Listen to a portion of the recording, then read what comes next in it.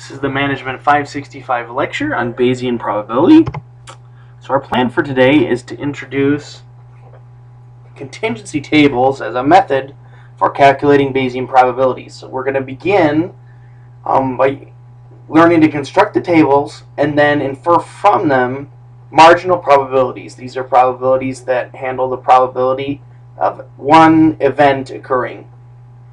From there we'll go to joint probabilities, which are the probability of multiple events occurring at the same time. Naturally, this is going to decrease probabilities on average, as the chance of having two things or more happening simultaneously is all else equal less likely than just one thing.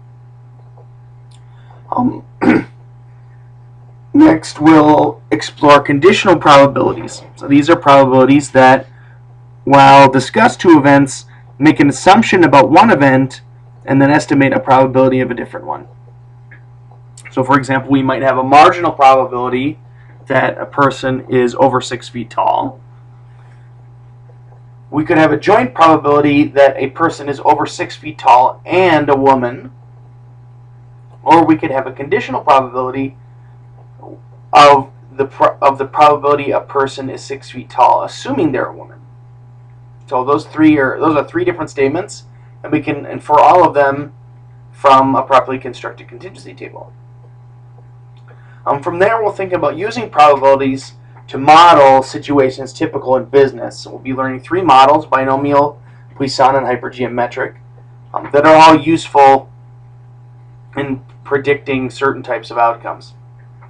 So step one is going to be to learn to make contingency tables. So what is a contingency table?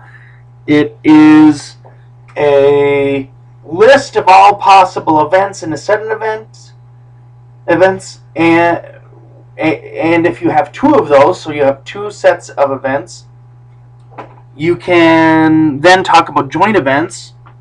So did one thing happen in the row set and a different thing happen in a column set, and use that structure to make a multi-column table. So for example, if I have two coin flips, I can put my left-hand coin as heads and tails on the rows, and my right-hand coin as heads and tails on the columns. If I flipped those sets of two coins 200 times, a possible outcome of doing that would be that 49 of the 200 times I flipped a heads and a tails with both coins.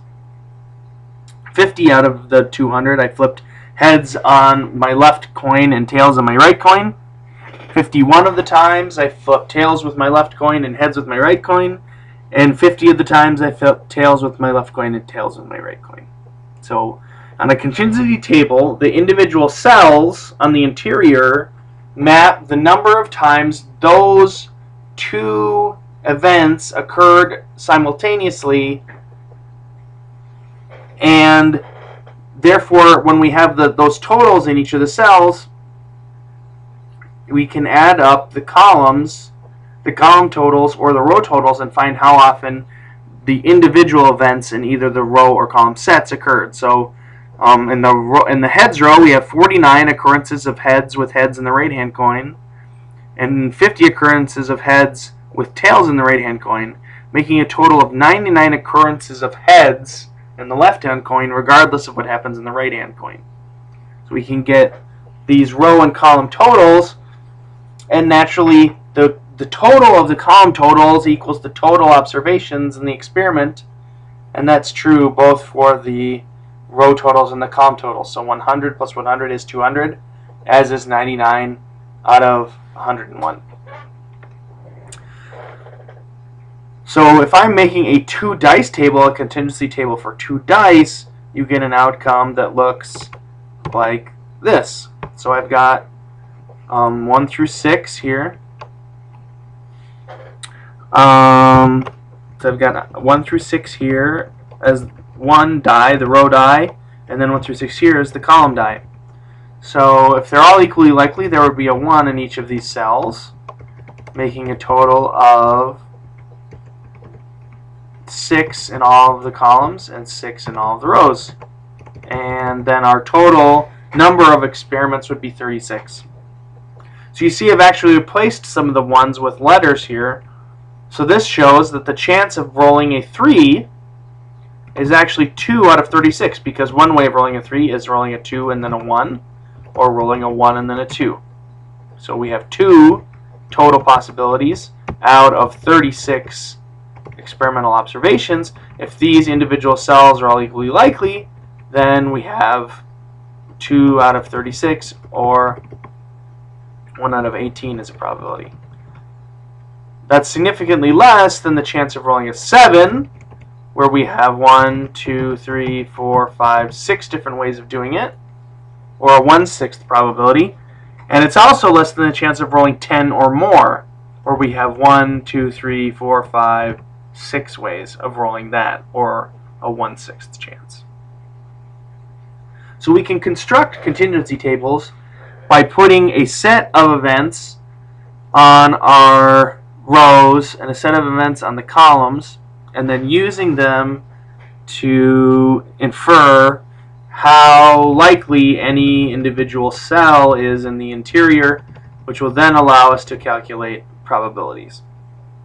So now we have a you try it. So you should make a contingency table for the following situation. So you are an ice cream vendor that serves 1 and 2 scoop cones. That's important to this, that there's 1 scoop cones and 2 scoop cones. Your potential flavors are vanilla, chocolate, strawberry, and blue moon. So the question is, number 1, can we make a contingency table describing all the different possible cones? So we're going to need a set of events on the rows and a set of events on the columns, and those two combined will create a list of all possible ice cream cones. And then from that comprehensive list of all cones, we will assume that all are equally likely, and then ask some simple questions like, what is the chance the first scoop is chocolate, or what's the chance that any scoop is chocolate given a randomly selected cone? So go ahead, give that a shot, see if you can make a contingency table for the different possible cones you could make as an ice cream vendor. And when we come back, we will compare your efforts against the answer and then use it to infer some probabilities.